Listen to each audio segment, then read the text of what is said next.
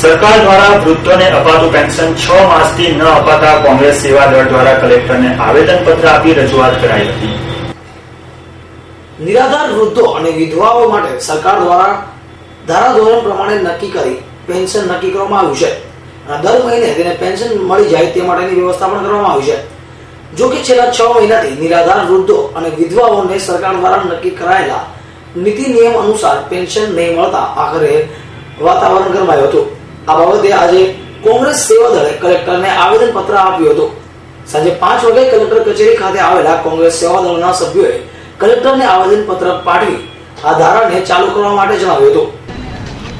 સુરત શહેર કોંગ્રેસ સેવા દળ મુખ્ય સંગઠક શ્રી યોગેશભાઈ પટેલ, આજ રોજ અમે નિરાધાર વૃદ્ધ અને વિધવા પેન્શન માટે જે બહેનો અને જે લાભાર્થીઓને છેલ્લા 6 મહિનાથી આ લાભ મળ્યો નથી અને ભાજપ સરકાર જ્યારે આ ગુજરાતમાં હતી ત્યારે આ નિરાધાર લોકોને અમે જ્યારે આવેદનપત્ર આપીએ ત્યારે જ એ લોકોને પેન્શન મળે છે.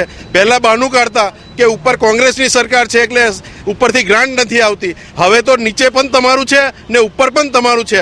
હવે તમને કોણ રોકે છે? તો નિયમિત એમને રાહત મળવી જોઈએ. અને તેમ છતાં ખોટા સ્વપ્ન અને જુઠ્ઠું બોલીને જનધન યોજના બીજી યોજનાઓ ચાલુ કરવાના સ્વપ્ન દેખાડીને જે કરવાનું છે તે કરતી નથી ભાજપ સરકાર, અને નથી કરવાનું તે કરે છે. જે વ્યક્તિને સહાયની જરૂર છે તે વ્યક્તિને સહાય નથી મળતી ને જે લોકોને સહાયની જરૂર નથી એને ઢગલે ને ઢગલા રૂપિયા ભ્રષ્ટાચારના રૂપમાં મળે છે. તો આ ભાજપનું સુશાસન છે કે કુશાસન? લોકોને अच्छे दिन का वादा किया था पर अच्छे दिन लोगों के रूप में मिलते हैं कि नहीं वो आज दिखाई देते हैं.